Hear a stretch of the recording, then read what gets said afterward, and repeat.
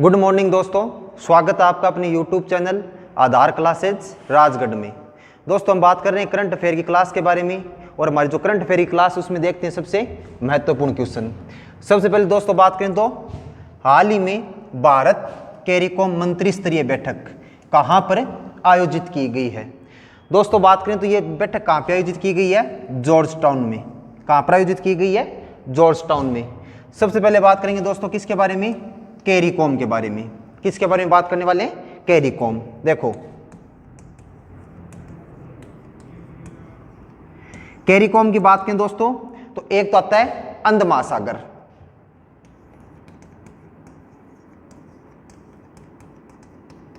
एक तो क्या नाम आता है? अंध महासागर। और एक बात करें दोस्तों अमेरिका, एक नाम आता है अमेरिका।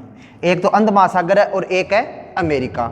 दोनों की बात करें दोस्तों तो अंध महासागर और अमेरिका के आसपास हम बात करें दोस्तों 15 सदस्य देश, 15 देशों का एक समूह है। 15 देशों का क्या बनाया गया दोस्तों? एक समूह बनाया गया जिसका नाम क्या आता है? कैरिकॉम नाम आता है। क्या नाम आता है दोस्तों? कैरिकॉम नाम आता है। अब बात करें दोस्तों ये है क्या? तो ये एक राजनीतिक और आर्थिक संगठन है।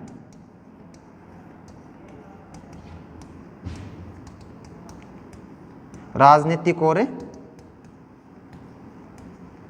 आर्थिक संगठन है। क्या है दोस्तों? राजनीतिक और आर्थिक संगठन। कौन सा है? कैरिकॉम। पूरे नाम की बात करें दोस्तों कैरिकॉम का पूरा नाम क्या आता है? Caribbean community, Caribbean community and Commons market. Caribbean community and Commons market आता है। स्थापना की बात करें दोस्तों, स्थापना कब की गई थी? 1973 में। स्थापना कब की गई? 1973 में की गई थी। स्थापना कब की गई थी दोस्तों? 1973 में इसकी स्थापना की गई थी। स्थापना किस प्रकार से की गई दोस्तों? सबसे इंपॉर्टेंट चीज ये याद रखना, तो एक संधि का नाम आता है, एक संधि का नाम आता है जिसका नाम आता है दोस्तों चौगुरामास संधि। क्या नाम आता है? चौगुरामास संधि। इस संधि के तहत हम बात करें दोस्तों किसकी स्थापना की गई थी? कैरिकॉम की स्थापना की गई थी। किसकी स्थापना की गई थी दोस्तों? कैरिकॉम की स्थापना की गई। चौगुरामास संधि के तहत किसकी स्थापना की गई? इसकी कैरिकॉम की स्थापना की गई। एक चीज आपको ये याद रखना है। मुख्यालय की बात करें दोस्तों कैरिकॉम का मुख्यालय कहां पे? गुयाना। और गुयाना की राजधानी कौन सी आती है दोस्तों? George town.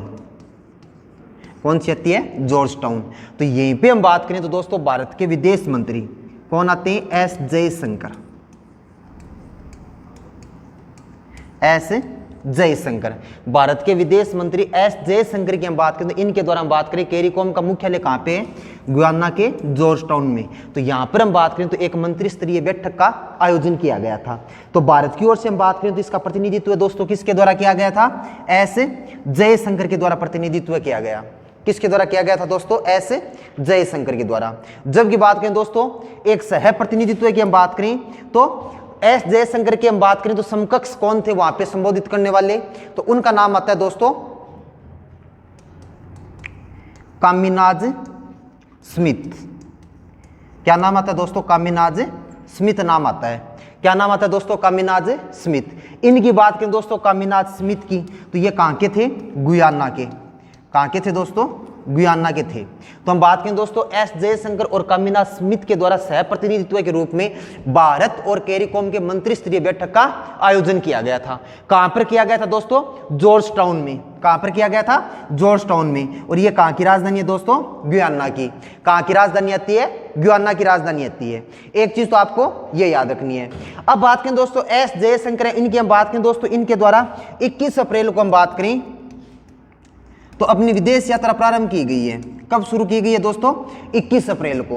कब की गई है दोस्तों? 21 अप्रैल को। और 21 अप्रैल को हम बात करें दोस्तों एक देश का नाम आता है सूरीनाम। क्या नाम आता है? सूरीनाम। क्या नाम आता है दोस्तों? सूरीनाम। और सूरीनाम की हम बात करें तो सूरीनाम में अपने समकक्ष, समकक्ष का मतलब सूरीनाम के विदेश मंत्री। सूरीनाम के क्या है दोस्तों? विदेश मंत्री। उनकी हम बात करें तो उनका नाम आता है अल्बर्ट रामदीन। अल्बर्ट रामदीन के साथ मुलाकात करके हम बात करें तो अपनी विदेश यात्रा का क्या किया गया था, शुभारंभ किया गया था। क्या नाम आता है, अल्बर्ट रामदीन नाम आता है। क्या नाम आता है, अल्बर्ट रामदीन। एक चीज तो आपको ये याद रखनी है कि सूरीनाम की हम बात करें तो सूरीनाम से इनके द्वारा यात्रा शुरू की गई थी 21 अप्रैल को। अपने समकक्ष कौन आते हैं एस जयशंकर के, अल्बर्ट रामदीन आते हैं। कौन आते हैं दोस्तों, अल्बर्ट रामदीन। इनके समकक्ष जो व्यक्ति है इनके साथ मुलाकात कर अपनी यात्रा को शुरू किया था। अब हम बात करें दोस्तों इसके बाद ये कहाँ पे गए जाएंगे आगे, अभी वर्तमान में कहाँ पे, ग्याना में। कहाँ पर है दोस्तों, ग्याना में। इसके बाद हम बात करें दोस्तों पनामा, कहाँ पर आएंगे, पनामा। इसके बाद बात करें दोस्तों कोलंबिया, कहाँ पर आएंगे, कोलंबिया। कहाँ पर आएंगे दोस्तों, कोलंबिया। और इसके बाद हम बात करें तो डोमिनिकन गणराज्य, कहां पर आते हैं, डोमिनिकन गणराज्य में यात्रा करेंगे। इस प्रकार से हम बात करें तो टोटल कितने दिन की यात्रा है दोस्तों, 9 दिवसीय यात्रा है। कितने दिवसीय यात्रा है दोस्तों, 9 दिवसीय यात्रा पर है। तो 9 दिवसीय यात्रा पर कौन है दोस्तों, भारत के विदेश मंत्री एस जयशंकर। कौन आते हैं, भारत के विदेश मंत्री एस जयशंकर आएंगे। कौन आएंगे, एस जयशंकर। तो एक चीज तो आपको ये याद रखनी है। अब हम बात करें दोस्तों जो कैरिकॉम के सदस्य हैं उनके साथ जो वार्ता की गई उसकी हम बात करें तो किस मुद्दे को लेकर वार्ता की गई है। एक तो नाम आता है दोस्तों जलवायु परिवर्तन। क्या नाम आता है दोस्तों, जलवायु परिवर्तन सबसे प्रमुख मुद्दा माना गया। एक बात करें दोस्तों व्यापार, एक किस बात को लेकर, व्यापार। और एक हम बात करें तो वर्तमान में जो सबसे चर्चित मुद्दा आता है दोस्तों भारत का आतंकवाद। क्या नाम आता है, आतंकवाद। क्या नाम आता है दोस्तों, आतंकवाद नाम आता है। तो ये तीनों चीजों को लेकर यहाँ पे इनके द्वारा मतलब है चर्चा की गई थी। अब बात करते हैं दोस्तों नेक्स्ट क्वेश्चन के बारे में। नेक्स्ट क्वेश्चन आता है कि हाल ही में किस राज्य के प्रधानमंत्री, हाल ही में किस राज्य को प्रधानमंत्री फसल बीमा योजना, प्रधानमंत्री फसल बीमा योजना के लिए राष्ट्रीय पुरस्कार से नवाजा गया है। तो राष्ट्रीय पुरस्कार से दोस्तों किसको नवाजा गया है, कर्नाटक को। किसको नवाजा गया है दोस्तों, कर्नाटक को नवाजा गया है। सबसे पहले तो आपको यह चीज याद रखनी है। अब हम बात करें दोस्तों एक राष्ट्रीय सम्मेलन का आयोजन किया गया था।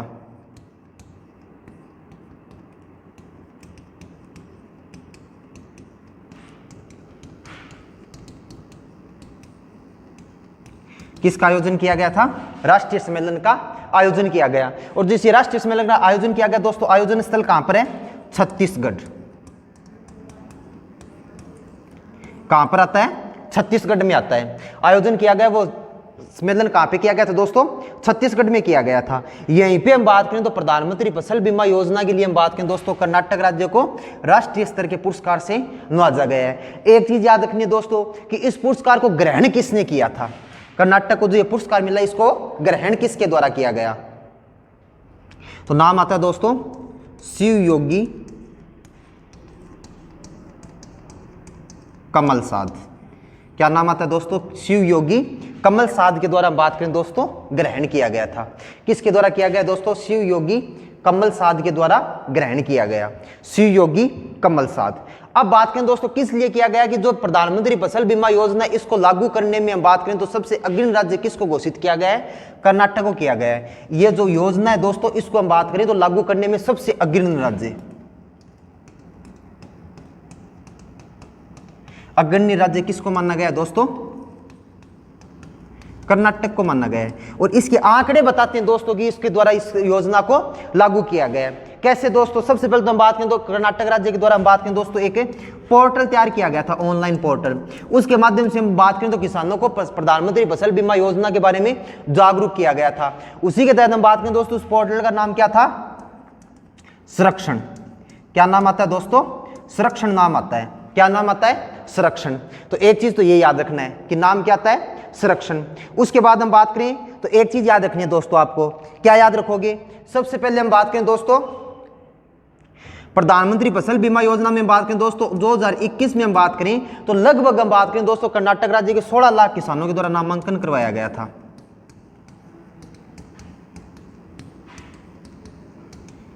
कितने किसानों का नामांकन था दोस्तों, 16 लाख किसानों का नामांकन था। जबकि बात करें दोस्तों 2022 में हम बात करें दोस्तों लगभग कितने लाख नामांकन हुए? 23.86 लाख। कितने नामांकन हुए थे दोस्तों? 23.86 लाख नामांकन हुए। इस कारण हम बात करें तो लगभग कितने परसेंट की वृद्धि मानी जाती है दोस्तों? 47% की लगभग वृद्धि हुई थी। इसलिए हम बात करें सबसे अग्रणी राज्य किसको माना गया है? कर्नाटक को माना गया है। किसको माना गया दोस्तों? कर्नाटक को माना गया। कर्नाटक की बात करें दोस्तों सबसे पहले आपको क्या याद रखना है? वो 3 चीजें याद रखनी है। क्या याद रखोगे? सबसे पहले आती है दोस्तों, देखो सबसे पहले हम बात करें तो कर्नाटक के बारे में क्या याद रखोगे? राजधानी कौन सी आती है दोस्तों? बेंगलुरु। कौन सी आती है दोस्तों? बेंगलुरु। क्या बोला जाता है इसको? Silicon valley. भारत के क्या बोला जाएगा दोस्तों? सिलिकॉन वैली बोला जाएगा। मुख्यमंत्री की बात करें दोस्तों, बसवराज बोम्मई। क्या नाम आता है? बसवराज बोम्मई। क्या नाम आएगा दोस्तों? बसवराज बोम्मई। उसके बाद बात करें दोस्तों एक चीज और याद रखनी है। क्या याद रखोगे? एक आता है राज्यपाल।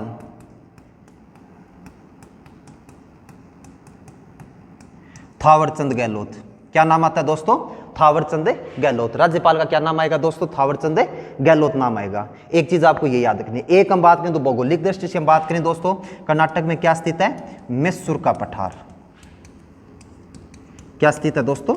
मैसूर का पठार आता है। क्या स्थित है दोस्तों? मैसूर का पठार। और इसी का जो पश्चिमी उबड़ खाबड़ भाग है वो क्या कहलाता है दोस्तों? मलनार। क्या कहलाएगा? मलनार। एक चीज वर्तमान में बात करें दोस्तों, 2023 में बात करें तो एक तो नाम आता है, एक नाम आता है दोस्तों मराठा उद्योग रत्न पुरस्कार। किसको दिया गया दोस्तों? नीलेश सांबरे को। किसको मिला दोस्तों? नीलेश सांबरे को। वर्तमान में बात करें दोस्तों अन्य जो पुरस्कार हैं तो मराठा उद्योग रत्न पुरस्कार किसको दिया गया था दोस्तों? नीलेश सांबरे को। इसके बाद हम बात करें तो एक नाम आता है दोस्तों बिजनेस। क्या नाम आता है दोस्तों? Business leader of the decade. दूसरा पुरस्कार कौन सा था दोस्तों? Business leader of the decade. ये किसको दिया गया दोस्तों? कुमार मंगलम बिड़ला को। किसको नवाजा गया दोस्तों इस पुरस्कार से? कुमार मंगलम बिड़ला को नवाजा गया है। तो एक चीज आपको ये याद रखनी है। उसके बाद हम बात करें दोस्तों, आगे आता है दोस्तों नेक्स्ट क्वेश्चन। नेक्स्ट क्वेश्चन क्या है दोस्तों? देखो एक पुस्तक का नाम आता है सचिन @50 सेलिब्रेटिंग ए मेस्ट्रो नामक पुस्तक किसके द्वारा लिखी गई है? तो दोस्तों ये किसके द्वारा लिखी गई है? बोरिया मजूमदार के द्वारा। किसके द्वारा लिखी गई है दोस्तों? बोरिया मजूमदार के द्वारा। सबसे पहले हम बात करें दोस्तों बोरिया मजूमदार है, ये क्या है? एक खेल इतिहासकार माने जाते हैं।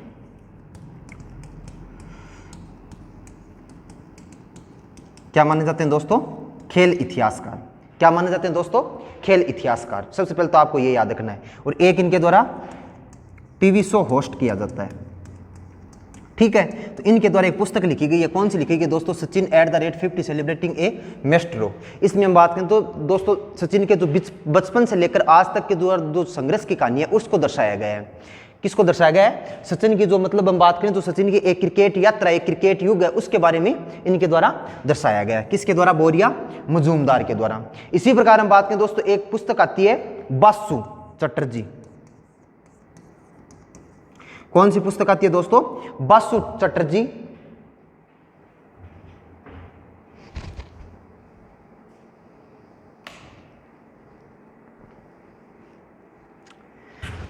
कौन सी पुस्तक आएगी दोस्तों?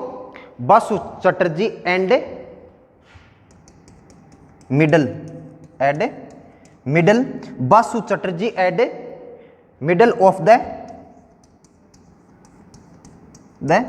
Road cinema. कौन सी आती है दोस्तों? Basu Chatterjee and middle of the road cinema. किसके द्वारा लिखी गई है दोस्तों? अनिरुद्ध। किनके द्वारा लिखी गई है दोस्तों? अनिरुद्ध के द्वारा।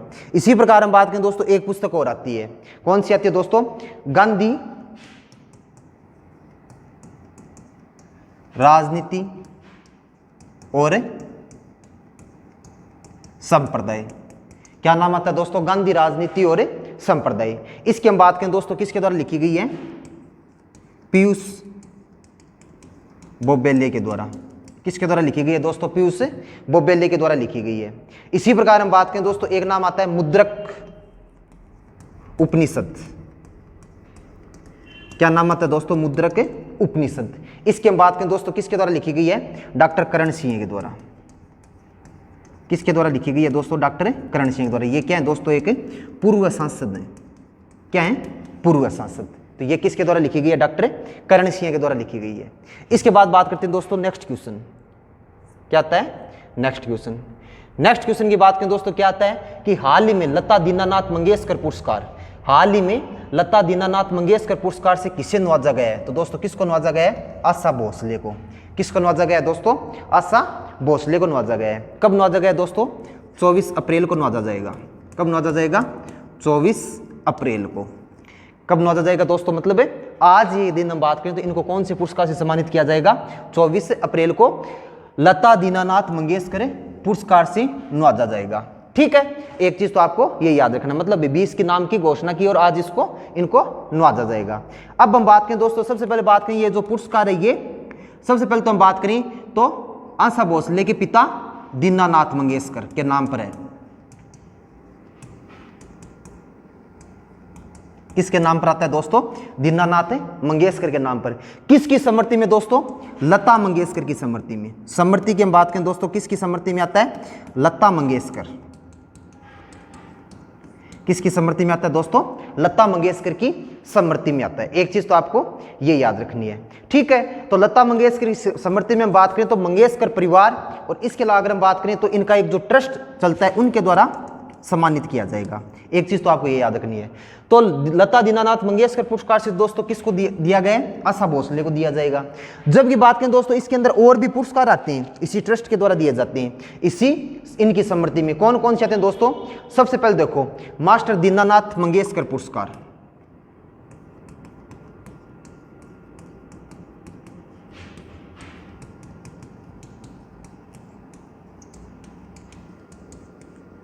क्या नाम आता है? मास्टर दीनानाथ मंगेशकर पुरस्कार।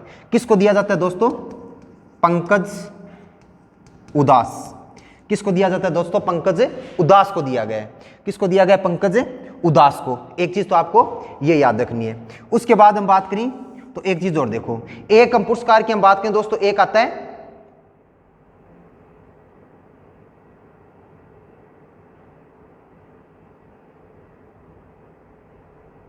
एक पुरस्कार आता है दोस्तों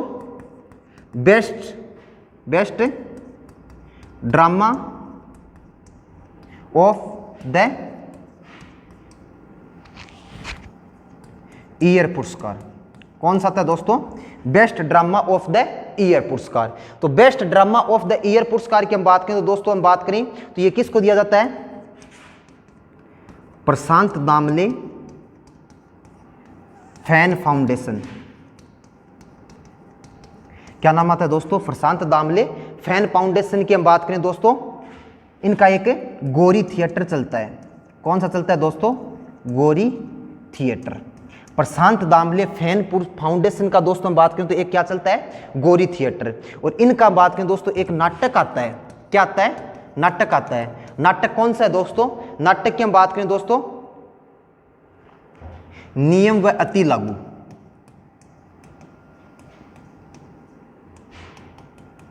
क्या नाम आता है? नियम व अति लागू। इसको हम बात करें दोस्तों, कौन सा दिया गया? Best drama of the year पुरस्कार दिया गया है। कैसे याद रखोगे कि best drama of the year पुरस्कार ये किसके द्वारा दिया जाता है? मंगेशकर परिवार के द्वारा। ठीक है, अब हम बात करें दोस्तों, ये किसको दिया गया? प्रशांत दामले फैन फाउंडेशन का एक नाटक आता है दोस्तों, कौन सा? गोरी थिएटर। और इनका बात करें तो एक नाटक का कौन सा? नियम व अति लागू। इनको कौन सा पुरस्कार दिया गया? Best drama of the year पुरस्कार। उसी प्रकार हम बात करें दोस्तों तो एक नाम आता है ग्रंथाली प्रकाशन। क्या नाम आता है? ग्रंथाली प्रकाशन। और इनका एक साहित्य आता है दोस्तों। क्या आता है? साहित्य। ग्रंथाली प्रकाशन की हम बात करें तो इनका साहित्य कौन सा आता है दोस्तों? मतलब है ग्रंथाली पुरस्कार है, इनको हम बात करें दोस्तों तो साहित्य में योगदान के लिए, मतलब है इनके द्वारा जो साहित्य लिखा जाता है उसके लिए हम बात करें तो कौन से पुरस्कार से नवाजा गया है? तो पुरस्कार की हम बात करें तो कौन सा आता है दोस्तों?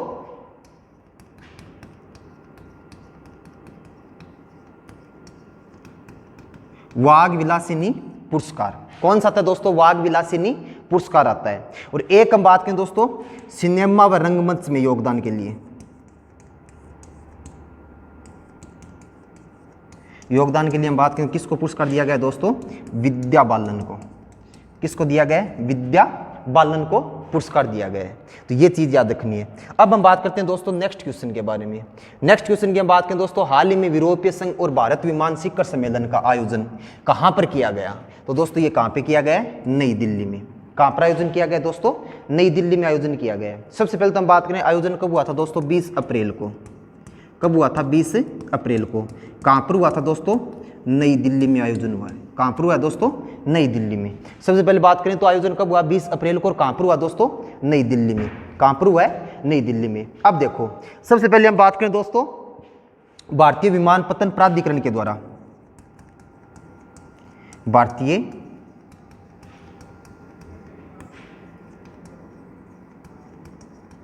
विमानपत्तन प्राधिकरण के द्वारा हम बात करें दोस्तों तो यूरो कंट्रोल के साथ समझौता किया गया है।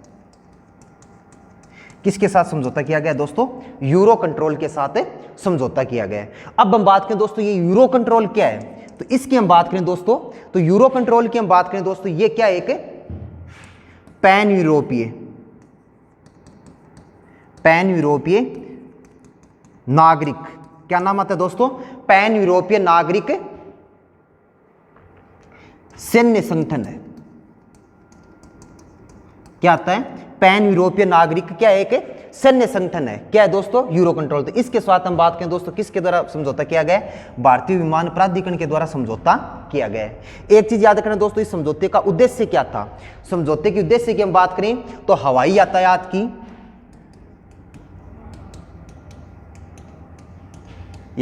की कोविड रिकवरी, हवाई यातायात की क्या करना दोस्तों, कोविड रिकवरी करना। एक चीज ये याद रखना है। भारतीय विमानपत्तन मंत्रालय की बात करें दोस्तों, भारतीय विमानपत्तन प्राधिकरण। सबसे पहले बात करें दोस्तों भारतीय विमानपत्तन प्राधिकरण की हम बात करें तो सबसे पहले बात करें ये किसके अधीन आता है, नागरिक उड्डयन मंत्रालय। किसके अधीन आता है दोस्तों, नागरिक उड्डयन मंत्रालय के अधीन आता है। टोटल हम बात करें दोस्तों इसके द्वारा कितने हवाई अड्डों की, कितने हवाई अड्डे, 125। कितने आते हैं दोस्तों, 125। इसमें से हम बात करें दोस्तों अंतर्राष्ट्रीय कितने, 11। अंतर्राष्ट्रीय कितने आते हैं दोस्तों, 11। कितने आएंगे, 11। अब हम बात करें दोस्तों भारत के अंदर एक चीज याद रखना दोस्तों, इसकी स्थापना वो कब की गई थी, 1 अप्रैल 1995 को। कब की गई थी, 1 अप्रैल 1995 को। और इसका अध्यक्ष कौन है दोस्तों, संजीव कुमार। कौन आता है दोस्तों, संजीव कुमार इसका क्या आता है, अध्यक्ष आता है। और दोस्तों इसका मुख्यालय कहाँ पे, नई दिल्ली में। कहाँ पर आता है, नई दिल्ली में। अब हम बात करें दोस्तों एक चीज याद रखना कि इसके जो 11 अंतर्राष्ट्रीय हवाई अड्डे उनके बारे में आपको याद रखना है। सबसे पहले हम बात करें दोस्तों कौन कौन से आते हैं, देखो सबसे पहले दोस्तों आता है राजीव गांधी। कहां पे दोस्तों, हैदराबाद। कहां पर आता है दोस्तों, हैदराबाद में। कौन सा है, राजीव गांधी। उसके बाद हम बात करें दोस्तों इंदिरा गांधी। कहां पे दोस्तों, दिल्ली में। कहां पर आता है, दिल्ली के अंदर। कौन सा है, इंदिरा गांधी। इसके बाद हम बात करें दोस्तों एक आता है केम्पेगौड़ा। कहां पे दोस्तों, बेंगलुरु में। कहां पर आता है दोस्तों, बेंगलुरु में। उसके बाद हम बात करें दोस्तों एक आता है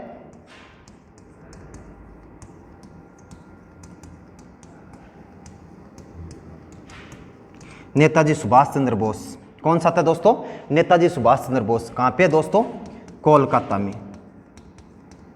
कहां पर आता है दोस्तों, कोलकाता में, नेताजी सुभाष चंद्र बोस। उसके बाद हम बात करें दोस्तों एक आता है छत्रपति शिवाजी।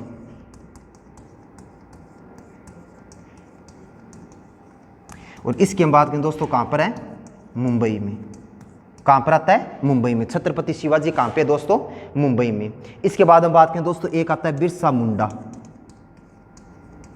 कहां पे दोस्तों, रांची में। कहां पर आता है, रांची में। उसके बाद हम बात करें दोस्तों एक आता है दाबोलिम। कौन सा आता है, दाबोलिम अंतर्राष्ट्रीय हवाई अड्डा। कहां पे दोस्तों, गोवा में।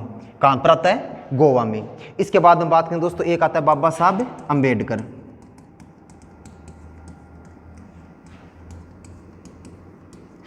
कहाँ पे दोस्तों? नागपुर में। कहाँ पर आता है? नागपुर में। उसके बाद हम बात करें दोस्तों, एक आता है अन्ना हवाई अड्डा, और ये कहाँ पे दोस्तों? चेन्नई में। कहाँ पर आता है? चेन्नई में। उसके बाद हम बात करें दोस्तों, एक आता है गुरु रामदास जी। कौन सा आता है? गुरु रामदास जी। कहाँ पे दोस्तों? अमृतसर में। कहाँ पर आता है? अमृतसर में। इसके बाद हम बात करें दोस्तों, एक आता है देवी अहिल्याबाई